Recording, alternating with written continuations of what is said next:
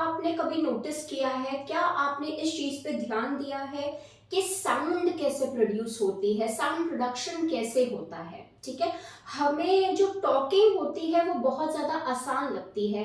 हम जब हमारे बच्चों से एक्सपेक्ट करते हैं कि हमारा बच्चा बोलना शुरू कर दे, तो काफी बार हमें लगता है यार सिर्फ इसको तो बोलना ही तो है, तो क्यों इतना टाइम ले रहा है, क्यों इस चीज को इतना ज्यादा टाइम लग रहा है।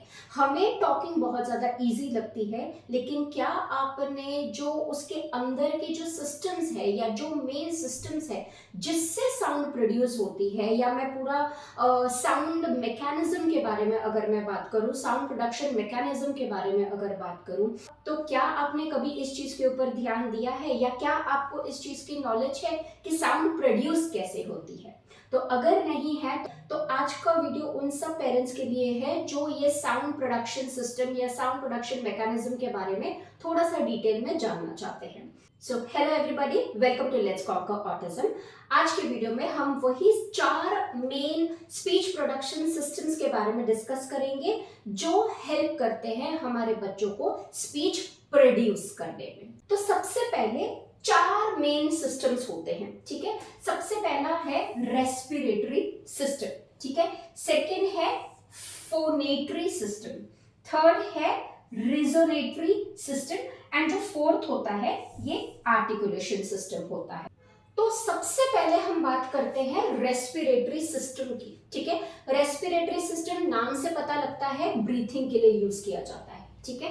तो सबसे पहले क्या होगा, लंग्स जो ऑर्गन जो इन फंक्शन आता है वाइल रेस्पिरेटरी सिस्टम या वाइल ब्रीथिंग, वो आता है लंग्स। हम क्या करते हैं, हम लंग्स से मतलब जब हम ब्रीथ इन करते हैं हमारी ऑक्सीजन है या जो एयर है वो हमारे लंग्स में जाती है। Respiratory system is kind of like putting fuel in the vehicle. मतलब जब तक आप पेट्रोल नहीं डालोगे गाड़ी के अंदर, गाड़ी परफॉर्म नहीं करेगी। उसी तरीके से रेस्पिरेटरी सिस्टम बहुत ज्यादा इंपॉर्टेंट रोल प्ले करता है स्पीच प्रोडक्शन में। जब तक आप ब्रीथ इन नहीं करोगे तब तक आपकी बॉडी की क्षमता नहीं होगी कि कुछ भी वो साउंड्स जो है वो प्रोड्यूस कर पाए। इसलिए बहुत इंपॉर्टेंट रोल प्ले करता है हमारा रेस्पिरेटरी सिस्टम। इसे हम पावर इंजन भी कहते हैं, ठीक है। तो धीरे धीरे क्या होता है, जो रेस्पिरेटरी सिस्टम में जो हमने ब्रीथ किया था, तो जो एयर हमारे लंग्स में है बेसिकली वो धीरे धीरे ऊपर की तरफ जाती है। ऊपर की तरफ हमारा जो सेकेंड मेन सिस्टम है दैट इज फोनेटरी सिस्टम, इसका वर्क शुरू हो जाता है। कैसे होता है, यहाँ पर हमारा होता है वॉइस बॉक्स, ठीक है।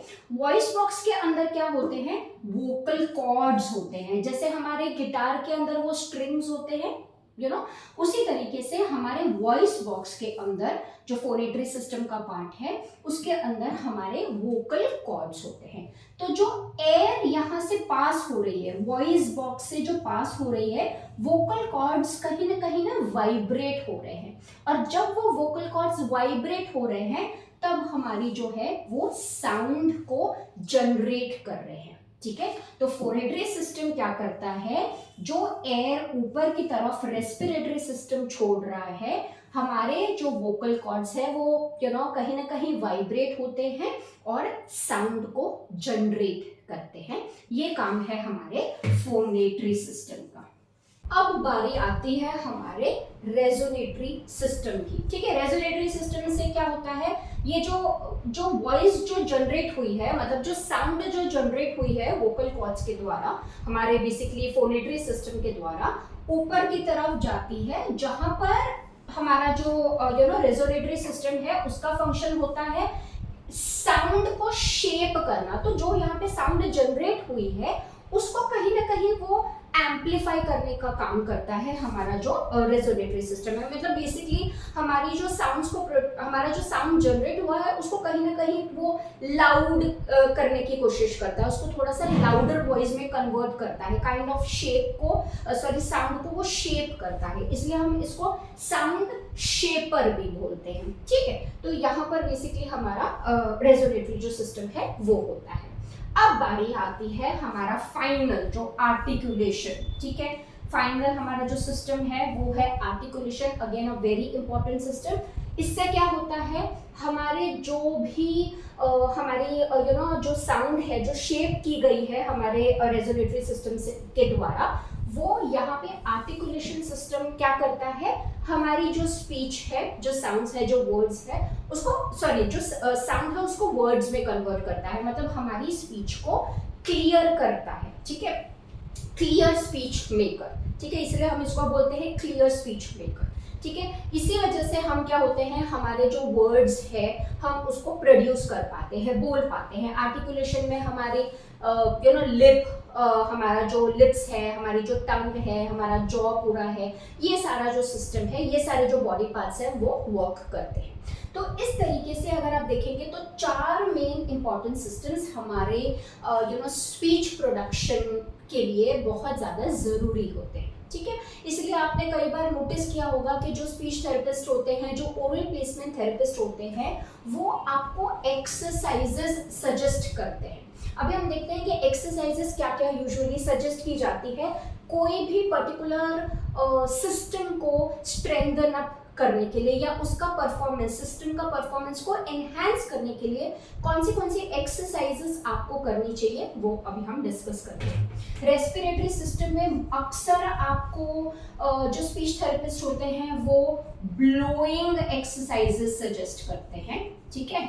ब्लोइंग एक्सरसाइजेस बोलेंगे, जैसे blowing of candles, blowing of straw की एक्सरसाइजेस बहुत ज़्यादा बोली जाती है कि स्ट्रॉ के साथ में स्ट्रॉ यूज़ करिए, स्ट्रॉ से आप सक कर सकते हैं, आप ब्लो कर सकते हैं स्ट्रॉ के साथ में। ब्लोइंग कैंडल्स है। ब्रीथिंग एक्सरसाइजेस आपको बहुत सजेस्ट की जाती है, ठीक है, कि ब्रीथिंग करना है। बेसिकली ब्रीथिंग को स्ट्रॉन्ग जब हम करेंगे, क्योंकि ये फाउंडेशनल है ना, ब्रीथिंग को जब हम स्ट्रॉन्ग करेंगे तो धीरे धीरे बाकी के सिस्टम्स अपना जो काम है वो अच्छे तरीके से कर पाएंगे। अगर ब्रीथिंग ही प्रॉपर नहीं है, अगर बच्चा इनहेल ही प्रॉपर तरीके से नहीं कर रहा है, तो लंग्स में वो स्ट्रेंथ ही प्रोड्यूस नहीं हो रही है जहां पर बाकी के जो सिस्टम्स है वो अच्छी तरीके से काम कर पाए। इसलिए रेस्पिरेटरी सिस्टम को एनहांस करने के लिए ब्लोइंग एक्सरसाइजेस आपको करवानी है बच्चे से, आपको स्ट्रॉ ब्लोइंग एक्सरसाइजेस करवानी है, ब्रीथिंग एक्सरसाइजेस करवानी है, ठीक है, और आपको ब्रेथ होल्डिंग एक्सरसाइजेस करवानी है, ठीक है, मतलब आप ब्रेथ को होल्ड करेंगे। अब जैसे हम इनहेल करते हैं, अगर आपने देखा होगा कि हम कैमिंग एक्सरसाइजेस में इनहेल करते हैं, कितने टाइम तक बच्चा उस चीज को होल्ड कर पाता है, तो ब्रेथ होल्डिंग एक्सरसाइजेस भी आप जो रेस्पिरेटरी सिस्टम है उसको एनहांस करने के लिए आप कर सकते हैं, ठीक है। ब्रेथ होल्डिंग एक्सरसाइजेस है। तो ये सारी जो एक्सरसाइजेस है वो हमें रेस्पिरेटरी सिस्टम को एनहांस करने के लिए या स्ट्रेंथन करने के लिए करनी चाहिए, ठीक है। नेक्स्ट हमारी है फोनेटरी सिस्टम। अभी फोनेटरी सिस्टम में यूजुअली क्या करते हैं, हम यूजुअली हमिंग करते हैं, ठीक है, हमिंग करवाते हैं बच्चों से। जैसे यहाँ पर जो हमारा वॉइस बॉक्स है उसको स्ट्रेंथन अप करने के लिए यूजुअली जो होता है वो हमिंग एक्सरसाइजेस करवाते हैं। सेकेंड, आप सिंगिंग करवा सकते हैं, सिंगिंग ऑफ राइम्स, ठीक है। सिंगिंग ऑफ राइम्स में भी कहीं ना कहीं वो वॉइस बॉक्स है जो वो स्ट्रेंथन अप होता है, एनहांस होता है, तो सिंगिंग ऑफ राइम्स आप करवा सकते हैं। एंड ये अक्सर देखा गया है कि हमारे बच्चे बोलना उतना पसंद नहीं करते, हमारे बच्चे गाना बहुत ज़्यादा पसंद करते हैं, मतलब राइम्स उनको बहुत ज़्यादा पसंद है। काफ़ी बच्चे राइमिंग गा लेंगे, राइमिंग कर लेंगे, लेकिन बोल नहीं पाते, ठीक है। तो इस वजह से आप फोनेटरी सिस्टम को अगर आपको स्ट्रेंथन अप करना है तो आप हमिंग एक्टिविटीज करवाएंगे and singing rhymes, singing activities basically आप करवाएंगे। और हाँ, एक और चीज़ है, आप एनिमल साउंड्स, ठीक है, एनिमल साउंड्स भी आप बच्चे से प्रैक्टिस करवा सकते हैं, ठीक है। अभी रेजोनेटरी सिस्टम में भी लगभग जो एक्टिविटीज है वो सेम ही होती है। हम जैसे बच्चों को ये बोल सकते हैं कि इस तरीके से ये वाले जो साउंड्स है ना वो प्रोड्यूस करना है। कहीं ना कहीं हमिंग करवाते हैं, तो कहीं ना कहीं वो फोनेटरी एक्टिविटीज से ही मिलती जुलती एक्टिविटीज आपको रेजोनेटरी सिस्टम को स्ट्रेंथन अप करने के लिए करनी चाहिए। अब आती है आर्टिकुलेशन। आर्टिकुलेशन के बारे में काफी लोगों ने सुना भी होगा। यूजुअली आर्टिकुलेशन में हम क्या करते हैं, हम बहुत सारी एक्टिविटीज आपको ओरल प्लेसमेंट थेरेपिस्ट जो होते हैं वो सजेस्ट करते हैं। जैसे सबसे पहले तो है लिप एक्सरसाइजेस, है ना, लिप एक्सरसाइजेस है, फिर सेकंड है टंग एक्सरसाइजेस, राइट, टंग एक्सरसाइजेस आपको सजेस्ट की जाती है। नेक्स्ट होता है आपको स्पीच ड्रिल्स सजेस्ट किए जाते हैं, इनके ऊपर भी मैं कोशिश करूंगी, मैं वीडियोस बनाऊंगी, ठीक है।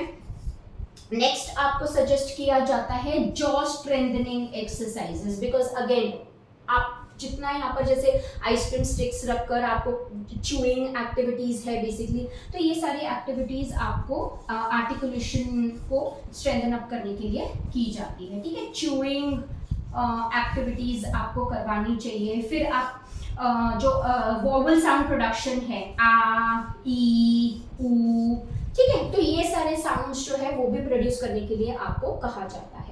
तो इस तरीके से ये जो 4 सिस्टम्स हैं वो किस तरीके से आपको हेल्प करते हैं या उनका फंक्शन क्या है, आज की वीडियो में आपको समझ आ गया होगा। एंड कैसे हर सिस्टम के लिए आप कौन सी एक्टिविटीज कर सकते हैं उनको स्ट्रेंथन अप करने के लिए, उनका भी आपको लगभग आइडिया आ गया होगा। तो अगर आपको ये आज का वीडियो इन्फॉर्मेटिव लगा है एंड अगर आपको ये आज का वीडियो पसंद आया है तो प्लीज मेरे वीडियो को जरूर लाइक करें, चैनल को जरूर सब्सक्राइब करें। मैं जल्द ही आपके सामने नया वीडियो लेकर आऊंगी। Thank you so much for watching. Let's conquer autism.